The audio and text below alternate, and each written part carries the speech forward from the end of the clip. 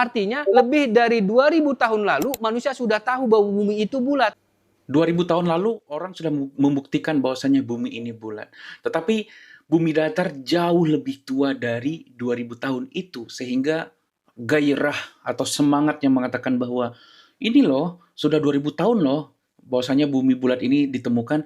Gairah tersebut tidak berlaku lagi karena ada yang lebih dulu dari 2000 tahun itu, yaitu bumi datar. Sebetulnya sains sudah mematahkannya sejak 500 sebelum Masehi. Ilmuwan seperti Pythagoras dan Aristoteles membuktikan bahwa bumi itu bulat. Menurut saya ini tidak berdasar sama sekali. Tidak ada dasar, tidak ada data di mana penemu bumi bulat itu adalah Pythagoras. Tidak ada dasarnya sama sekali. Karena Pythagoras tidak pernah mengatakan bahwa bumi bulat itu telah terbukti secara empiris. Tidak pernah. Pythagoras mengatakan bahwa bumi bulat itu hanya berupa estetis, hanya berupa imajinasi yang muncul di dalam otaknya. Bahwasanya dia membayangkan bumi ini bulat. Bukan secara empiris, tetapi estetis. Dan anehnya, orang-orang di zaman sekarang mengklaim bahwa penemu bumi bulat itu adalah Pythagoras. Itu salah besar. Temuan yang secara estetis tersebut kita anggap sebagai bukti empiris. Itu konyol sekali, benar, itu konyol sekali. Dan statement ini juga tertulis di buku History of Western Philosophy, karya Bertrand Russell. Di dalam buku itu membenarkan statement saya bahwa Pythagoras mengatakan bumi ini bulat secara estetis, bukan empiris. Itu kita harus pahami itu terlebih dahulu. Sebetulnya sains sudah mematahkannya sejak 500 sebelum Masehi. Ilmuwan seperti Pythagoras dan Aristoteles membuktikan bahwa bumi itu bulat. Kalau kita mencoba belajar filsafat soal Pythagoras, banyak guru Pythagoras itu penganut bumi datar, seperti Thales, Anaximander, Anaximenes, dan lain-lain sebagainya. Secara logika, kalau gurunya berpendapat bahwasanya bumi ini datar, biasanya muridnya itu juga berpendapat bahwasanya bumi ini datar karena gurunya demikian. Biasanya, ini tidak semua, tapi biasanya demikian. Nah, kalau kita bandingkan dengan pendapat Pythagoras yang mengatakan bumi ini bulat secara estetis, artinya dia sudah memiliki pengetahuan awal bahwasanya bumi ini datar bukan bulat, sehingga dia membayangkan di kepalanya bahwa bumi bulat itu sepertinya indah, sepertinya bagus, karena dia mengatakan bahwasanya itu secara estetis. Kesimpulan logisnya adalah Pythagoras itu adalah penganut bumi datar, bukan penganut bumi bulat seperti yang diajarkan oleh sekolah-sekolah di dunia saat ini, karena gurunya demikian. Sebetulnya sains sudah mematahkannya sejak 500 sebelum Masehi. Ilmuwan seperti Pythagoras dan Aristoteles membuktikan bahwa bumi itu bulat. Dan Prof. Zulis juga mengatakan bahwa bumi ini bulat telah dibuktikan oleh Aristoteles. Dan memang benar bahwa Aristoteles berpendapat bumi ini bulat. Tetapi bulat yang tidak sesuai dengan yang diajarkan oleh sains modern saat ini.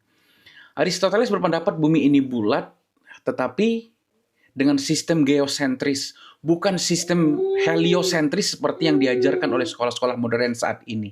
Geosentris artinya bumi ini pusat segala alam, pusat alam semesta lah. Nah, sedangkan heliosentris yang diajarkan oleh sekolah-sekolah modern saat ini, pusat alam semesta itu adalah matahari. Makanya disebut heliosentris. Helios itu kalau nggak salah diambil dari dewa matahari. Oleh karena itulah, sains modern ini berpendapat bahwa pusat alam semesta itu adalah matahari. Dan sekali lagi itu berbeda dengan yang diketahui oleh Aristoteles. Karena Aristoteles seperti saya bilang tadi, dia bukan heliosentris tetapi geosentris. Tetapi kan bulat.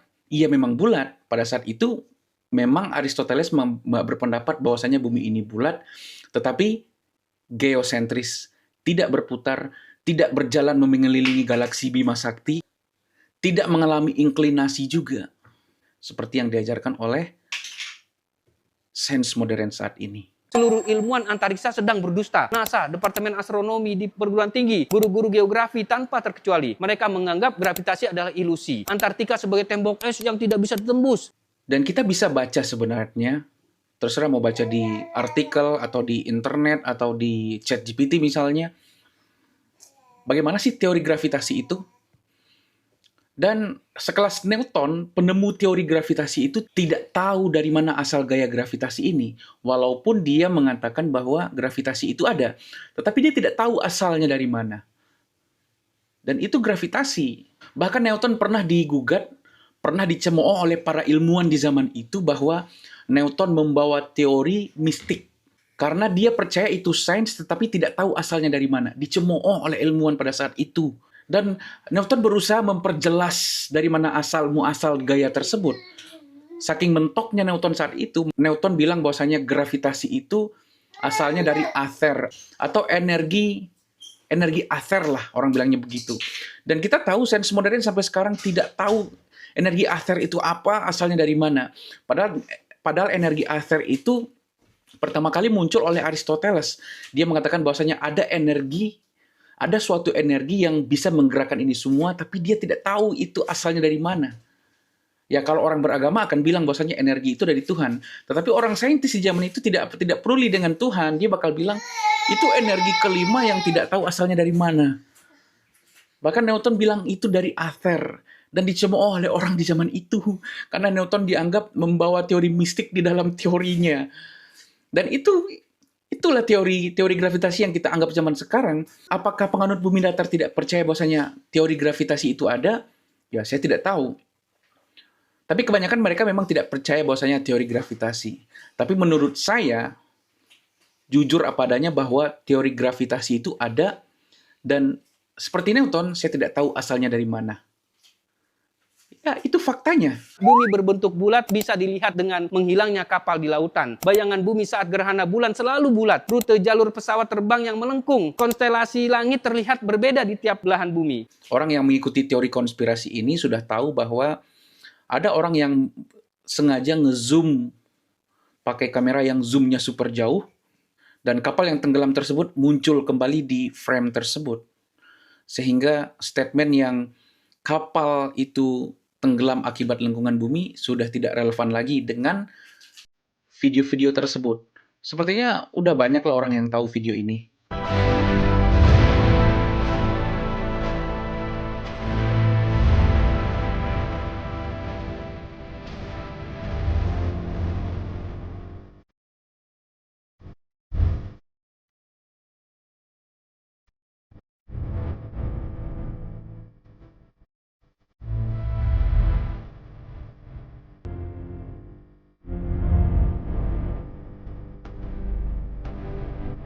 Bayangan bumi saat gerhana bulan selalu bulat. Kita coba periksa semua video-video gerhana. Kalau kalian perhatikan video-video gerhana tersebut, bayangan yang dianggap bayangan bumi tadi masuk dari bulan dari mana, keluarnya dari mana.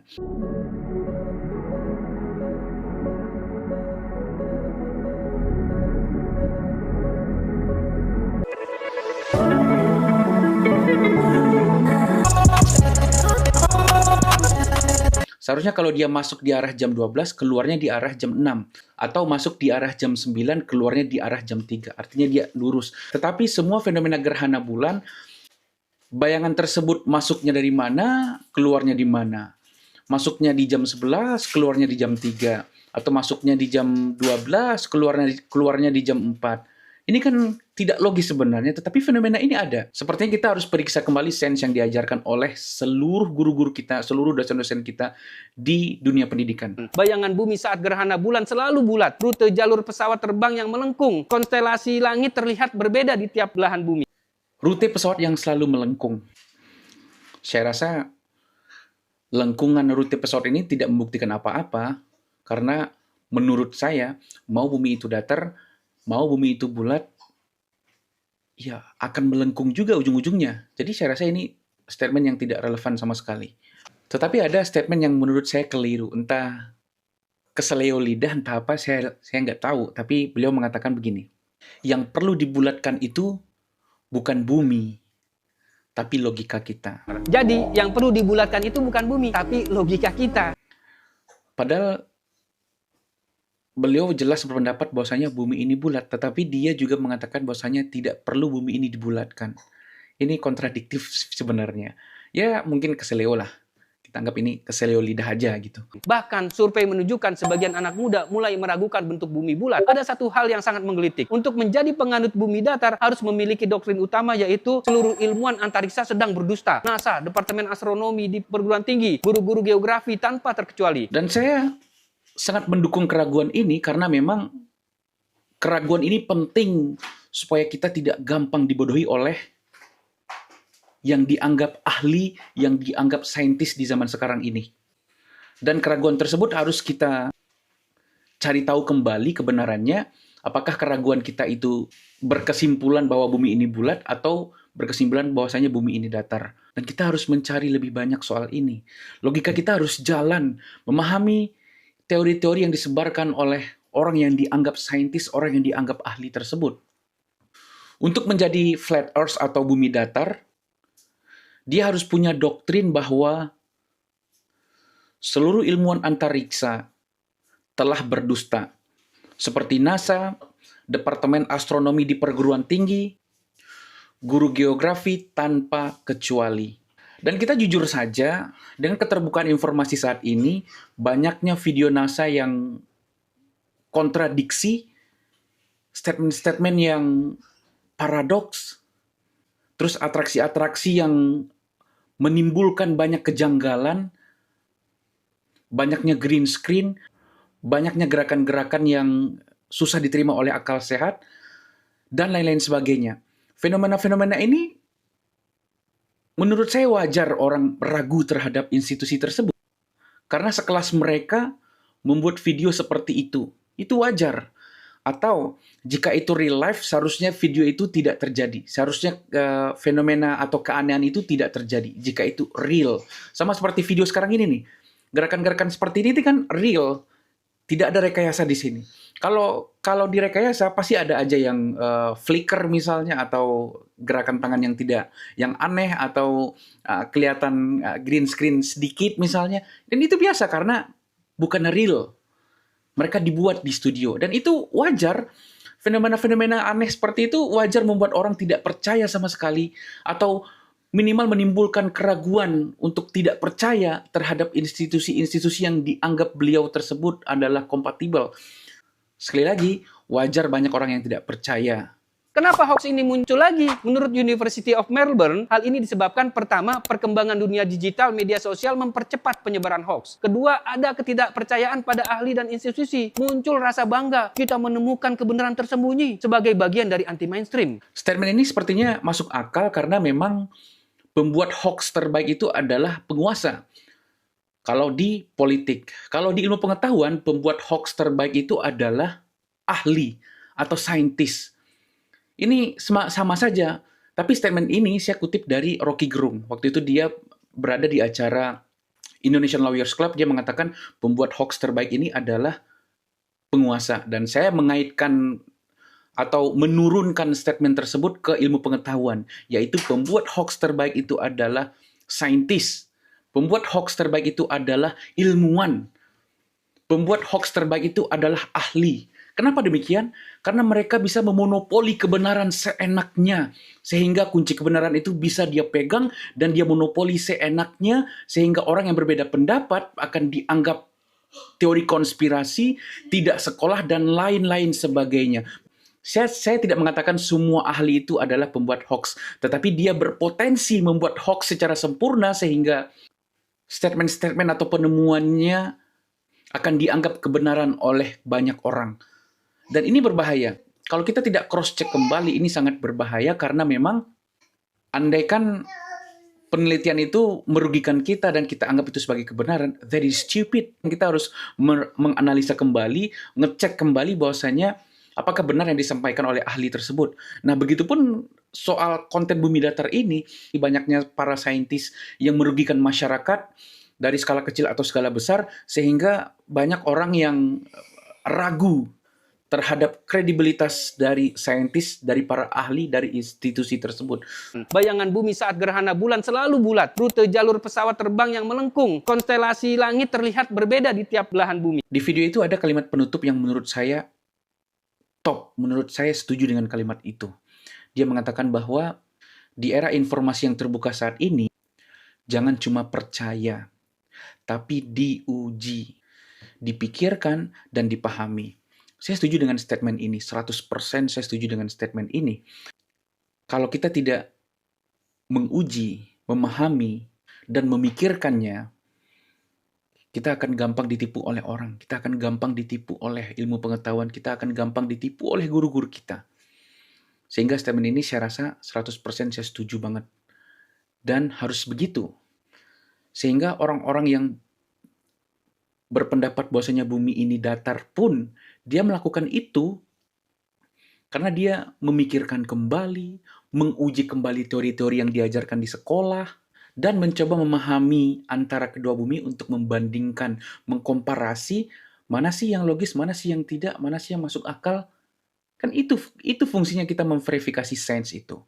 Tetapi bodohnya adalah banyak sains-sains yang sebenarnya kita tidak bisa verifikasi, tetapi kita anggap kebenaran.